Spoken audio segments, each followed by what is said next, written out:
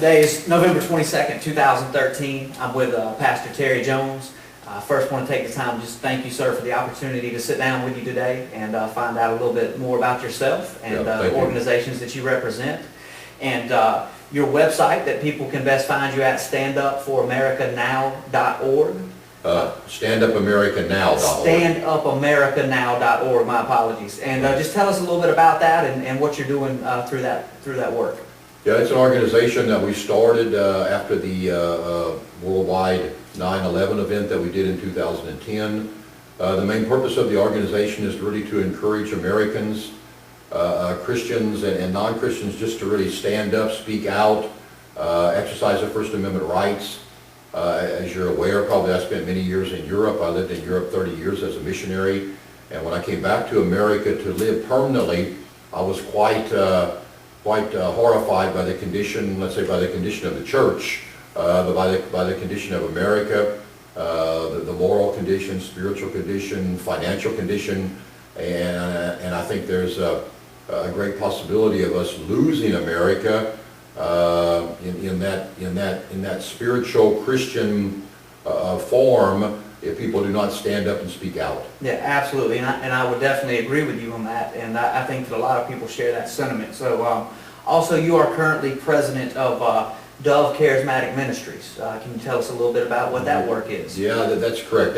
That is more, let's say Stand Up America Now is the organization that deals, let's say, maybe with the political side of America, and Dove Charismatic Ministries is the nonprofit spiritual Christian aspect that deals with, let's say, more perhaps Christian topics like abortion, same-sex marriage, or just the general condition of the church. Yeah, absolutely, and both of those that you mentioned are obviously very hot topics Yes. in our society Yes, today they are. that divide people down some great lines. Right. So again, we appreciate the stands that you take there. Yeah. You said just in your opening there that you had spent a good deal of time in Europe, and then upon coming back to the States, just were a little bit blown away with the condition of how things were here. So if you don't mind, just give us a little brief history on yourself, maybe a little bit of insight into that time in Europe, what you witnessed there, and then coming back to the States and how that's kind of influenced what you're doing now. Yeah, just briefly, I'm originally from Missouri. I got involved there in the hotel business. I was a hotel manager and then like a district manager, and in Nashville, Tennessee, I got saved. Right from my salvation, I was sent back to my hometown, which was Cape Girardeau, Missouri, and to manage the hotel there. I just almost immediately felt a desire to serve God, to go into the ministry, let's say. And I went through some Bible training, and then was sent to Murfreesboro, Tennessee, was later sent to Owensboro, Kentucky, and from there was sent over to Europe, where I spent, like I said, 30 years there, established a church there in Europe. Great. When the Holy Spirit calls you, you got to go, right? That's true. It's time. I got you. That's true. Well, let me just cut right to the meat of things, because obviously you burst onto the national and international scene in a big way in 2010. Mm-hmm. Your attempt, I believe, was to kind of commemorate the whole 9/11 event that we witnessed in 2001 by publicly burning Korans. And obviously that kind of took on a life of its own. In my opinion, you were vilified through the mainstream corporate-run media, so to speak. But what was your purpose, in trying to do that? What were your goals and objectives with the public burning of the Quran? Yeah, well, like I said, when we came back to America, we began to see here that Islam was starting to get a foothold into America. With political correctness, with them painting Islam as a religion of peace. And I had saw in Europe that was definitely not the case. I've also been to Egypt a couple of times. I've been to Africa. I've been all over the world, and I saw the rise of Islam there in Europe, trying to institute Sharia. I saw that, and I saw that same pattern taking place here in America. So we wanted to draw attention to the dangers of Islam, that are very clear not only in the Quran, but are very clear through the 1400-year history of Islam. And just they're practicing. Any Islam, Quran-dominated country is definitely a country void of human rights, civil rights, women's rights, religious freedom, or freedom of speech is something that does not exist. So we wanted to draw attention to that. And the first thing that we actually did was in 2009, we put a sign in the yard that said, "Islam is of the devil." That created quite a stir. Plus was to a certain extent an eye-opener, because I thought at that time, I thought a lot of Christians would rally around that because it's just simply true. Yeah. I mean, maybe from a worldly standpoint or a constitutional standpoint, of course, they have their right here to exist and evangelize and build mosques. They are protected under the First Amendment. But from a Christian viewpoint, it's a religion that has led, 1.8 billion people to hell. And that was my first kind of eye-opener of the lukewarmness of Christianity in America, because we were actually not only by the secular media, but actually by the Christians quite condemned. So we did that in 2009, and then 2010, and we thought, okay, we want to continue to raise this awareness. It's a very dangerous religion to our free society, and it's of course a very dangerous, devastating religion to people in their faith, and as I said, sending people to eternal damnation. So we wanted to raise an awareness of that, and we thought, okay, along with the 9/11 event, along with what happened during 9/11, and of course at that time there was them wanting to build the so-called 9/11 mosque. Yes. So we were also protesting that. So we just, actually it was a Sunday morning, it was actually in prayer. We weren't praying about that, we were praying for the Sunday morning service, and it came to us at that time, why don't we burn the Quran as a protest against radical Islam, against 9/11, against the building of the mosque, against spreading of Sharia here in America and in the Western world. Why don't we burn a Quran? And then we decided, okay, we'll do it on 9/11. And so then we publicized that, and of course from there, things took off. As you would say, all hell broke loose. Yes. Right. You know, it's interesting, when you first started explaining that to us, you said that one of your concerns was how you had seen in Europe Islam sold itself as this religion of peace. And it's always interested me that the same aspect, that they build themselves as this religion of peace, but yet anytime an individual like yourself or a group takes a stand against them, burning a Quran, we've seen it with images of Muhammad the Prophet portrayed in cartoons and stuff. Right. The immediate reaction of the Islamic world is to riot, protest, and kill people. Yeah. So, you know, the whole religion of peace thing has just, I've never understood that. It's got to be one of the best disinformation campaigns of all time, I would think. Yes, definitely. That's exactly what we experienced. As you may be aware, I have received over 300 or 400 death threats. I am number 2 on the worldwide Al-Qaeda hit list. Yeah, some $2 million on your head, right? Isn't that correct? Right, a few $1 million. Yeah. And even just, I'm always amazed that here in America, I realize that when you talk about Islam and you're talking about religion, that Americans have a concept of religion. They think, okay, Christianity, Mormonism, Buddhism, Hinduism, and that all religions sort of have some basis of being nice and kind and peaceful and loving, and they sort of lump Islam in there and don't realize that that's actually not true. As far as religions go, Islam is the only one that stands out in that area.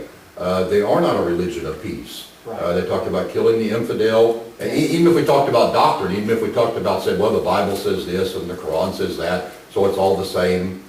But if we got beyond doctrine and just looked at history, yes, and looked at what Islam does, anytime Islam is very small, when it's in the minority, then it actually does do that. It plays the peace card. They are somewhat invisible.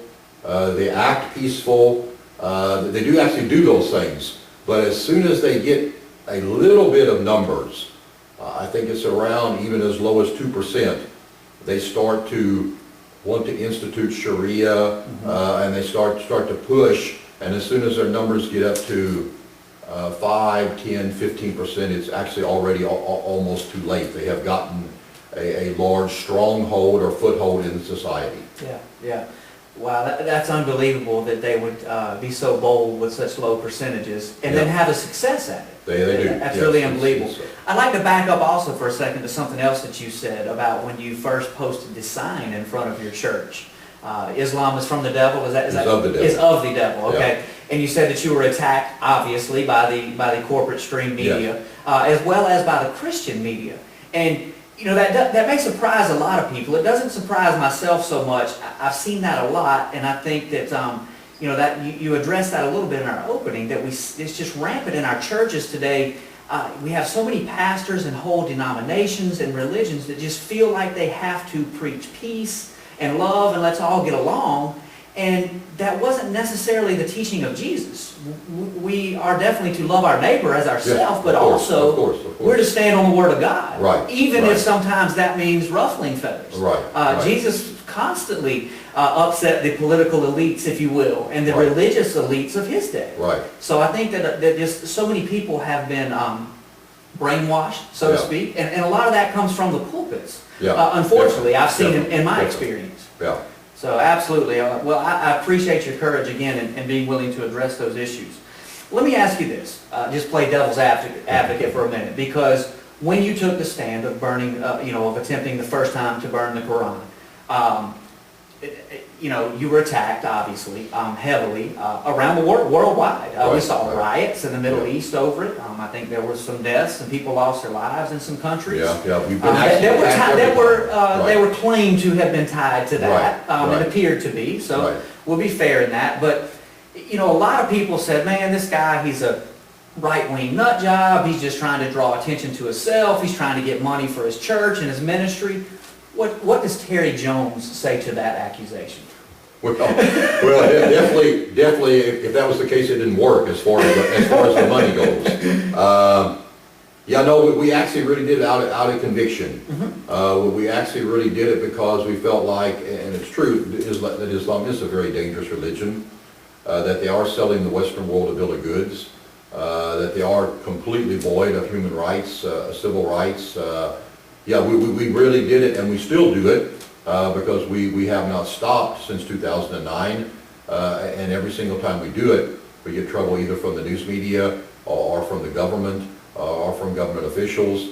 I mean, it really is because we are definitely convinced in what we are doing. In fact, we feel because of what all happened that it's a type of calling from God. It's definitely not been to our advantage, let's say, church-wise. Since we started doing this, our church went from here to basically non-existent. Not because people weren't in agreement, but just people are afraid. Yes. They're afraid of their neighbors or what might happen to them or their families. We've had countless numbers of people come to our church or stop by and say, we agree with what you do, but we can't say anything. Right. Our neighbors will be mad, we will lose our job. And that's very unfortunate. That's very unfortunate. Yeah. And you know, it's amazing, I'm thinking as you're saying that, how we've seen that throughout history, in particular biblical history. I mean, look at all the prophets in the Bible. Right. They were called crazy and lunatics in their day. Yeah. But yet we're seeing now some of those prophecies unfold in front of our eyes that, you know, Jeremiah and Ezekiel and Isaiah and Daniel prophesied about and were called, you know, in their day, the right-wing lunatic nut jobs. Right. So, you know, so again, we've seen that throughout history. The most popular person is always, in the end, not the right guy. Yeah. And even our whole society is built upon freedom of speech, being able to speak out, being able to criticize, examine, look at something, and even freedom of speech, of course, is only valid if you can say something, or if you're allowed to say something that perhaps angers someone else or upsets them. If we're just going the status quo the whole time, yeah, then of course freedom of speech is not doing its job. Exactly. It's designed to make us think. It's designed to go, yeah, oh, yeah, and think about that. It's designed to, yeah, okay, then look at the Quran, then look at their history, look at what is going on, think about it, examine it. I mean, we have no problem with that as Christians. People Right. criticize the Bible all the time. They criticize pastors. They criticize the church. They make fun of us. But still, we don't promote their death. Exactly. So Exactly. definitely, there's a very large difference between yeah, Islam and Christianity or any other religion. And I appreciate you saying that as Christians, you know, we respect their, you know, anyone, not just a Muslim or someone who practices Islam, but, you know, we respect the rights of the person who believes in abortion or who believes in same-sex marriages. All these issues of our day that have become political issues, but to you and I, they're spiritual and biblical issues. Right. And that's the beauty of this country that we live in. Right. Right now, it's still the beauty of this country. Yes, I don't know yes, how yes. much longer it will be, but Yes. they have the right to speak their mind, but yet we have the right to speak ours. Yes, And correct. unfortunately, that seems to be a very one-sided attack these days. Yeah. There's no doubt about it.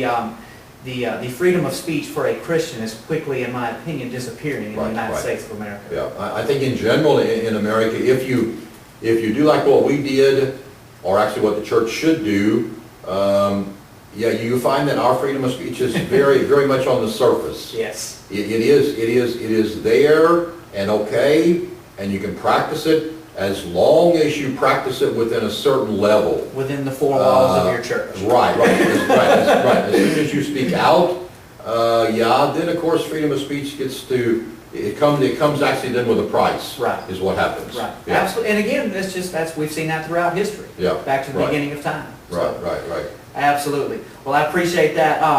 Now, very recently, in September of this year, you were again attempting to burn the Quran, this time on a much larger scale, to my understanding. 2,998. And that was the number of lives that were taken Right. in the 2001 9/11 terrorist attacks. Right, So right. again, that was just in a commemoration and drawing attention to what happened. We Right. were in fact attacked by Islamic radicals. Right. There's all kind of ideas on how that happened, but the fact is those 19 guys were all Islamic radicals. Right. Exactly. No matter how you paint the picture. Right. So, right. That attempt this time eventually led to your arrest right here in Florida. Right. So could you just expound upon that a little bit? Was it a valid arrest? Did you in fact break any laws? Or was it just another attempt to silence your free speech because you went outside the box? Yeah, I think it was totally bogus. I mean, it was totally a fabricated arrest just to simply stop our First Amendment rights, to stop our action, what we were going to do. Because, I mean, if you just look at what happened, they stopped us, they arrested us, they charged us actually with a felony. And the felony that they charged us with was the illegal transporting of fuel.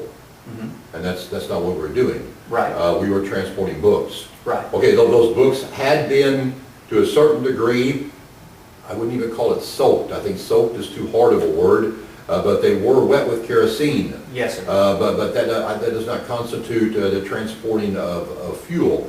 That constitutes the transporting of books that are wet, not with gasoline, but with kerosene. So maybe like a guy that was going to a big barbecue and had 100 bags of matchlight charcoal in the back of his truck. Right, and and ours, of course, was not even lit. Yes. I know. I have heard stories of people pulling those barbecue pits there, vehicles, with them already being lit. Yes. And smoke coming out of the back of them, and nobody does anything. And ours was not lit. Everything was in order, but they stopped us and arrested us. And you can imagine, I mean, if some guy was going down the road with his pickup truck, hauling a barbecue pit, I don't think he would be stopped.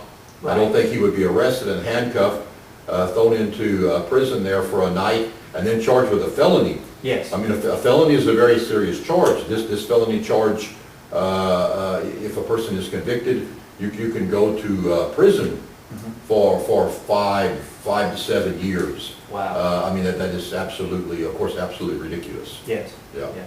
And just out of curiosity, where are you in those legal proceedings? Have we gone to any trials or anything at this point, or we're still awaiting that? Yeah, right. We're just in the process. Our lawyers are talking to them, we're in the process of some type of negotiation or whatever. I don't really expect it to go to trial unless, the only thing that we had said, and just sort of in talking and in prayer, unless God really wants it to go to trial, right, in order to draw attention, because it's actually that ridiculous. Actually, the charges should be dropped. But if he wants to really draw attention to the whole situation and how ridiculous that was, then it could possibly go to trial. Yeah. But we're expecting them to offer us some type of a deal, a plea deal, and then we'll see what we do. Gotcha. Well, please keep us informed on that situation. Yeah, It may be something worth revisiting at a later time. Yes, definitely. Absolutely. Let me ask you this, because I've actually spoken some to this, and P.P. Simmons' ministry, we do a book burning every year. It's very simple.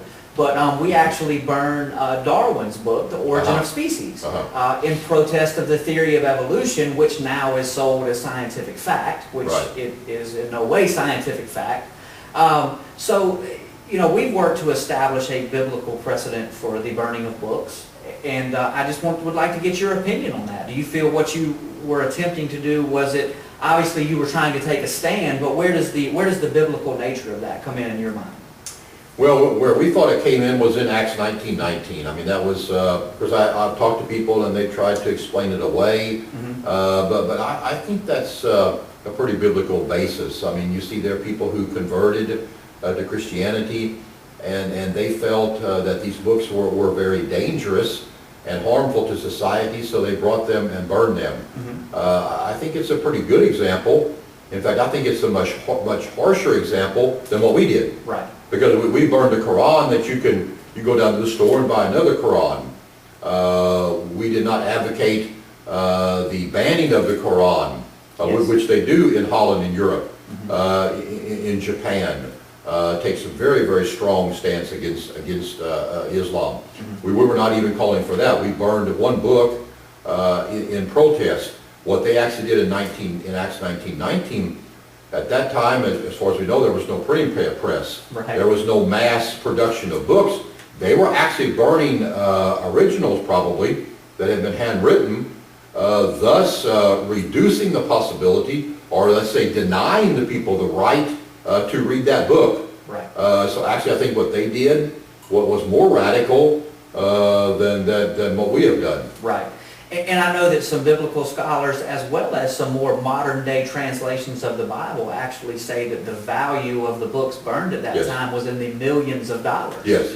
I think it's the NLT translation that actually uses those words. Right. So absolutely, you burned a book that you can go and buy off the shelf for a few dollars. Right. And these folks, that represented in Acts 19:19 probably, in all likelihood, burned the only copies that may have existed of these works. Right. And when you convert that into modern day numbers, you're looking into millions of dollars. Yes, So kind of astounding. Correct. Kind of astounding, no Correct.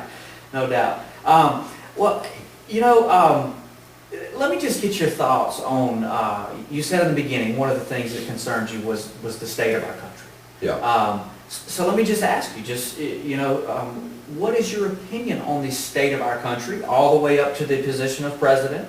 And then how that ties into world affairs and what we're seeing, going on all over the world, particularly maybe in the Middle East right now. Yeah. I think I really don't have the vocabulary, but I think it's absolutely to me, it's just really devastating.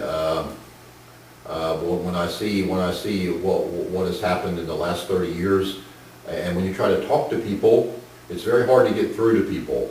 I feel it's a little bit like the old example of the frog in water. You put the frog in water and you turn the water up until it's boiling and he dies, but still doesn't really even realize that he's dying.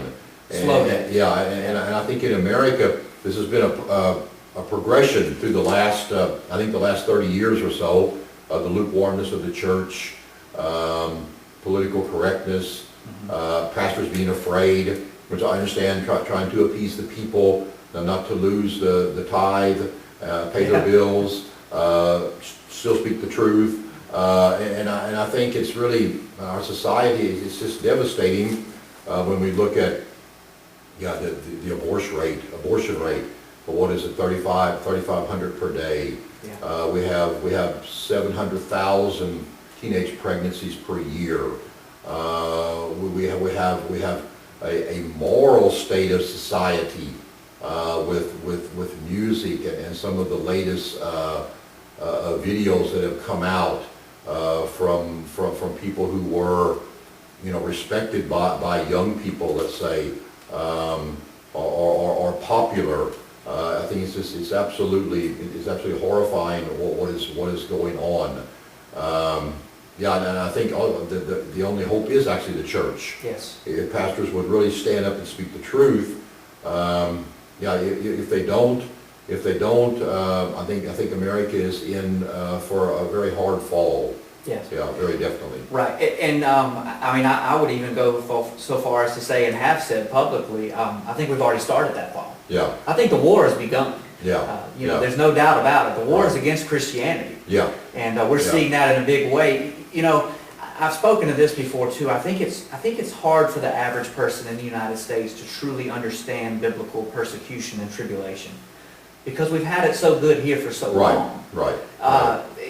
We can go sit in the air-conditioned church, and for the most part, we can say what we want to say and do what we want to do. But, my point has always been, go talk to a Christian in Egypt right now, or in Libya, or in Syria, or Iraq, or Iran. I know you took some big stands for the pastor in Iran that was jailed there. So, I just think that it's hard for us in the Western culture and our free, in our free United States of America to wrap our heads around that a lot of times. Right. Yeah, I have many Coptic friends. I did for a couple of years a television program out in California with a Coptic Christian television station, and I think even as you mentioned there, it also shows even in the president that we elected, it shows a little bit.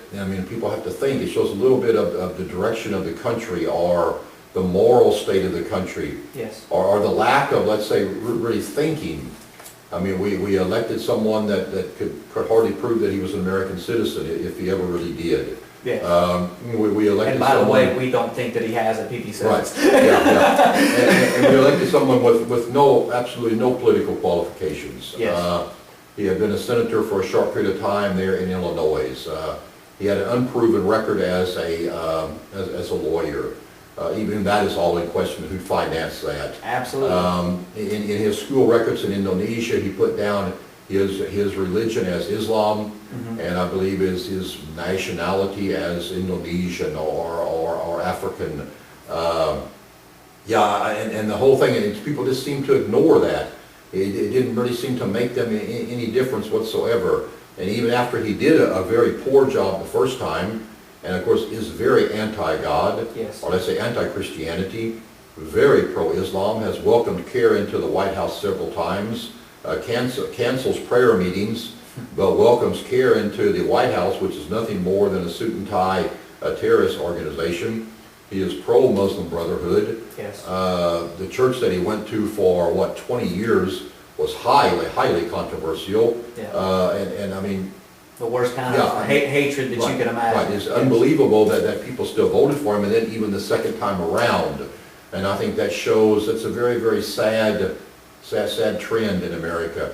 I think it can be changed, of course, through prayer and perhaps through some kind of supernatural move of God and repentance. And then, of course, some way to motivate the pastors to really stand up and speak the truth. Because even though people may call us names or persecute us, I don't want to, on the day of judgment when it's too late. Right. We only live one time. I don't want to stand before God and, I don't want to, that's my greatest concern, my greatest fear. I would like to be liked like everyone else. Everyone likes to be liked. Right. But my greatest fear and concern is really to do to the best of my ability, which I may not always do, but to the best of my ability, do what God has told me to do, called me to do, no matter what the consequences are. And I think somehow our churches and pastors have to get back to that. If we could do that, maybe it's not too late for America. Yeah. Well, let me just ask you, do you have any suggestions to pastors? What, in your opinion, what can the churches, what can pastors do to wake people up? Because I've seen it over and over, and we've kind of had that as part of our conversation here. You know, we just see so many pastors that seem to, they just want to preach peace and love. Yeah. And let's all get along, and everything's going to be okay, and, don't get involved in government and politics. Read Romans 13. You know, I mean, we hear this shoved down our throats, and again, it's all taken out of context. It's definitely not what Jesus did, who should be our ultimate example. So, you know, if you could just give a word out, and just say, I think we could do this one thing or this set of things. What would you say? Well, I think the main thing is that we've lost what I just said. I think we've lost the fear of God. Mm-hmm. I think that's what we don't have. As churches, as pastors, we don't have a fear and a respect for God. We have a fear of the government. Yeah. We have a fear of the congregation, but we don't really have a respect and a fear for God. And I think somehow we've got to pastors have to either get back on their face, back on the floor, get back into prayer. They've got to either quit preaching from some kind of little sermons or theological books that they read, and then we've got to look at really what the Bible says. I mean, the Bible teaches all of those things. It teaches that God is great, fantastic, and He loves you, and He wants the best, and God likes for you to prosper and be in good health. I mean, those are all great things. But there's also the paying of the price. There's also the preaching of the truth. There's also times where it's not popular. It's times where you will be persecuted. There's a time to stand up and really be a leader. And I think that's what pastors are not. Yes. Pastors are not leaders. They are maybe buddies of the congregation, or we're all just friends and buddies. But they're not really leaders, and we have to lead the people. It was said, from what I have read, it said that during the American Revolution, the thing that King George was afraid of the most were pastors. Mm-hmm. I mean, pastors at one time, they used to preach with a gun in the pulpit. Absolutely. Because they didn't know what was going to happen. And there's still some that are. Yeah, that's right. That's right. We've got to get back to that. Yeah, absolutely. I very much appreciate what you just said there, and I appreciate your stand on that, because we are in 100% agreement on that, no doubt about it. Well, I got to ask you this. This was kind of funny to me. On my way down today, I just punched your name into Wikipedia. First time I'd ever done it. Read through the whole thing. So it'll take me a minute to get to this, but obviously we know what happened in Benghazi, last year with the attack on our embassy, the eventual murder of Ambassador Stevens. On your Wikipedia page, it's still actually in the entry ties the anti-Islamic film that you had some involvement in, I'm not sure to what extent, as to the reason for the attack on the embassy in Benghazi, as well as the death of Ambassador Stevens. Yeah. Even after it has been totally exposed that there's no basis for that, and it appears that the whole thing was probably an assassination, a hit on Ambassador Stevens because of his involvement in running guns through Libya to Al-Qaeda with orders from our government. So, what do you say to that? That still, to this day, you're tied to the attack on our embassy and the death of Ambassador Stevens. Yeah, I think it's just typical of our news media nowadays. Of course, we have no control over the Wikipedia. No, absolutely. We have no control over what they write. We have tried to clarify certain things there, and they give you very, very limited access there. Right. And of course, Islam. Yeah, it wasn't because of the film. No, not at all. It was because of, and that's what people have to see. It's not because we burned the Quran in the next year when we had the trial, or the other times that we burned the Quran and people have died and things of that. People have to see. It's actually it's the nature of Islam. Yes. It's that very nature, and people need to see that. I mean, when people burn the Bible, those kind of things don't happen. And it's just that nature of Islam. It's like whenever Muhammad died, he gave the command and told them to go out and cleanse the Arabian Peninsula of all infidels or unbelievers. And that's exactly what happens now. I mean, if you convert from Islam to Christianity in a Islamic-dominated country, you can be put to death. Yeah. You can be stoned. It's the violent nature of Islam. And if you study the life of Muhammad and you study the life of Jesus, you see, of course, Jesus had a very peaceful life. And if you study the life of Muhammad, Muhammad had a very violent life. Yes. In fact, he was only successful after he was violent. In his first teachings, when he was in Mecca, he taught at that time quite a bit of peace, and that's where people get those verses from. But he had very little success. But later on in Medina, that was whenever his success came in, and he became a very, very violent person. So his whole second half of his life was a violent life, and that's just simply the nature of Islam. Yes, absolutely. Yeah. And you know, that's the thing, another thing that I believe that our media has worked their best at to cover up now is the attack on Christianity in the Middle East. Yeah. We saw that in Egypt. Right. When the Muslim Brotherhood took control. Now they eventually have been ousted. That's still, that whole situation, I mean, is up in the air. We don't know what's going to happen. But, I mean, they were having crucifixions in Egypt, again, you know, under the Muslim Brotherhood. Like you said, there were stonings. We've seen that in Libya. You know, we see the burnings of entire villages of Christians. Oh, yeah. I did some study into Kenya after the recent terrorist attack there in the mall, and I was astounded. I never knew Kenya at one time was a nation that was, I believe, 82% Christian. And since our current administration has come in, they've been flooded with radical Islamists through ties to our administration. This just opened the floodgates for the radical rise of radical Islam within that country, and we see the attacks there. So we definitely see that, you know, in my opinion, again, throughout the world. You know, we're seeing that. Definitely. Unbelievable. Well, let me ask you this: what are your thoughts? You know, you can find, you can find things from here to here on my next question, especially get on the internet and do a little research. But what are your thoughts on the religion of Islam? How that plays into Bible prophecy? Maybe into the revealing of the Antichrist, into end times. Do you have any thoughts or opinions on that? Well, I'm definitely by no means an end time expert. I know that a lot of pastors believe that Islam is the Antichrist. I mean, definitely there's no doubt that Islam, as I said before, is a very, very dangerous, a very evil religion. And there is something extremely demonic and deceiving about it. Yes. Because if you think about how oppressive Islam is, how it has a whole history of that, but still continues to grow, still continues to a certain extent to prosper even in Western society. I think it's very, very alarming, and it's definitely a religion that I believe our government needs to take very seriously. I think there's some very serious laws that need to be passed, banning Sharia, and I think even the church needs to deal with that issue of Islam.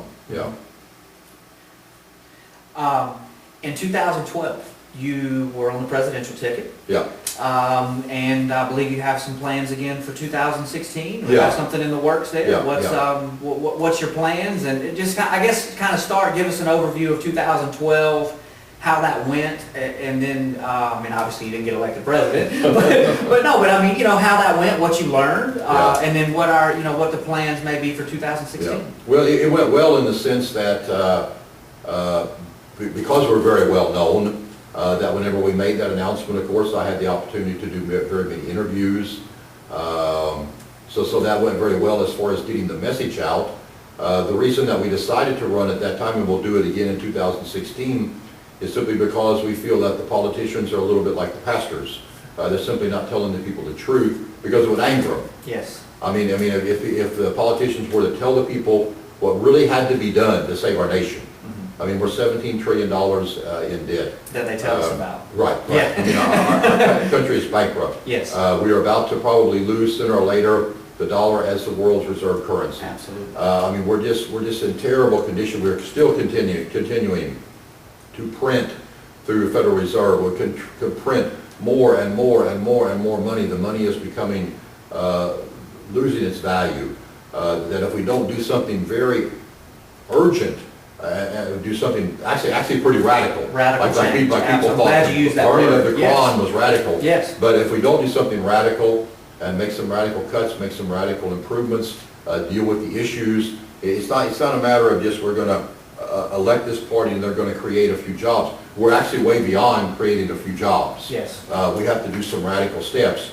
And what we're trying to do is to simply maybe raise that alarm, just like the burning of the Quran, get people to think that this condition of this heavy debt with the interest rates, with the continual out of control spending, that can't happen. That can't last forever.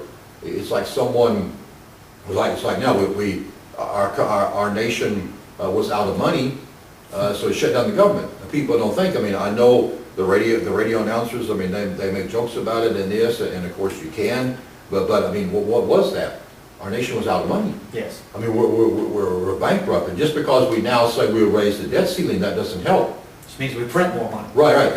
We don't have any more money. Right. The guy who's already in debt and is on the verge of bankruptcy, has no food in the refrigerator, has nothing, he's starving to death, goes out to the mailbox, and somebody has sent him another credit card. Yeah. Yeah, but he's not out of trouble. No. But he takes that credit card, goes to the store, fills up his refrigerator, but he's not out of trouble. He just dug his hole a little deeper. Yeah, and that's the reason. Right.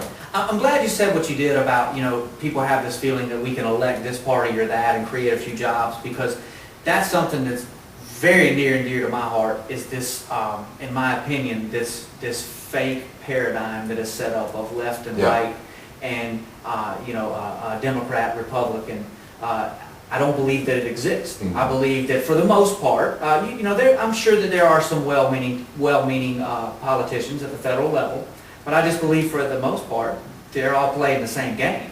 Basically, some of them do yes. it with a D beside their name. Some of them do it with an R beside their name. Exactly. But they're all dipping their hands in this and stealing out of the same pot, so to Yeah. speak. So I guess that kind of, let me ask you this, what, do you have a party affiliation that you run under? Are you independent? Yeah, we would be independent. You would be independent? Yeah, Okay. non-party affiliate. Yeah. And I'm telling you, man, that has burdened me for some time when I hear respected people, supposedly, conservative, some claim to be Christian. I'm sure that they are. I'm not doubting their salvation, but they constantly sell this left-right, Democrat-Republican paradigm, and it's not reality. Yeah.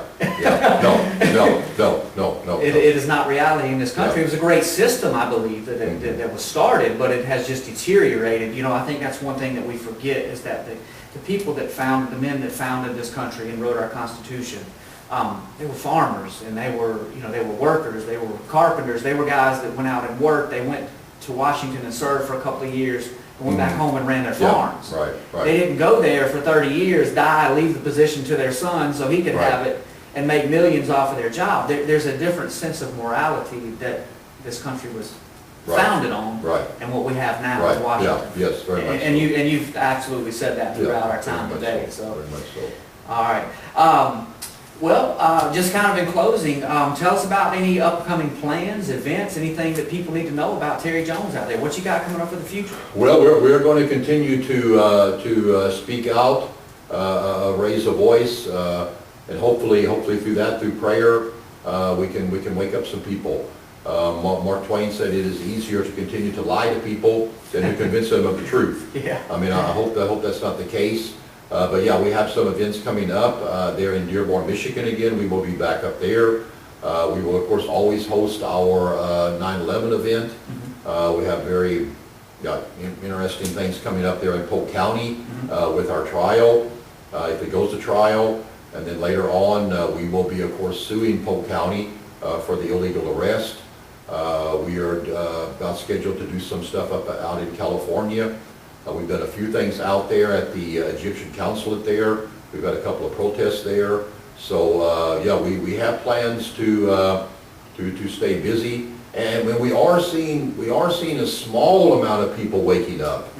I mean, definitely the way that we were painted, let's say in 2009, 2010, compared to now, there is quite a bit of difference.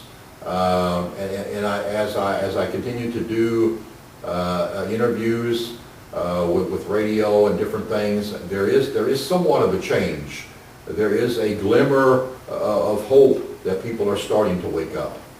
That's good. I'm Yeah, glad to hear yeah. that. And I have the same sentiment. I do see people waking up, but one thing that I still have a little discouragement in is that I don't see people getting involved. Yes. I see an awakening, but I see a lot of people saying, No. what can I do? How do I'm just one person, I can't make a difference. Right. But yet throughout history, how did change happen? Right, It happened exactly. through one or two people. Yeah. Jesus changed the world through 12 men. So I mean, that's a little frustrating to me, I have to Yes, admit. yes. But I do agree that people are starting to understand that Yeah. the picture that is painted for us through the media and through the government is not true. Yeah, I mean, It's not we reality. still need to get to that point, like you said, I mean, very, very desperately, that's what we see too.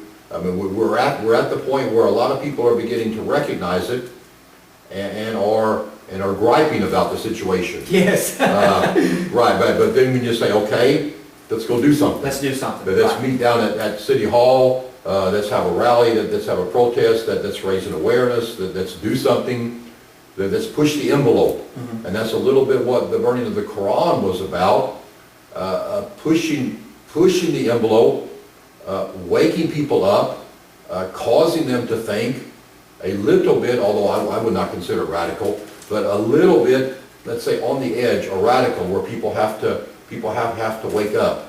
And I think we need a little bit of that. And that's why just griping at the church social will not do it anymore. We have to get out there. We have to be active. I mean, look at all great movements. Look at the civil rights movement.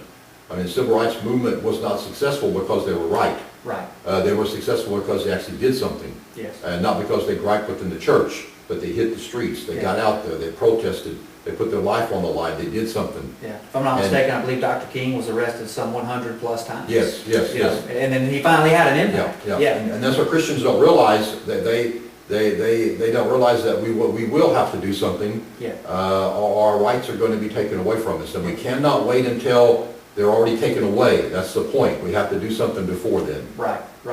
And again, I've made that point quite often myself, that I think that we lose sight that basically all of the disciples at one point or another Right. were thrown in jail.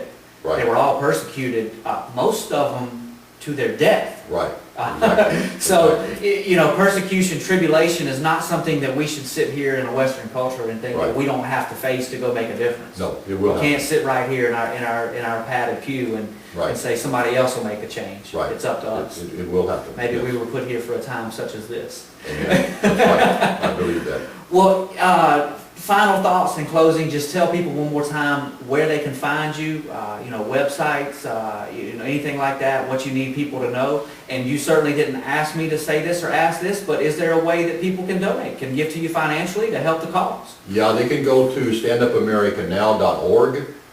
There they can follow us, what we are doing. We also have a Facebook page, of course, with the standupamericanow.org. There's a place there where you can donate. They can also look at our church site, dubworld.org. So either one of those will give them quite a bit of information, tell them about the next events that are coming up, let them know what is going on right now with the Polk County event, with the Polk County situation. So yeah, they can check us out through that. Dr. Jones, it's been my pleasure. Yes, thank you very much Yes. again. Yes, thank And you again, all. folks, we've been with Dr. Terry Jones today. We appreciate his time and look forward to hopefully doing this again in the future.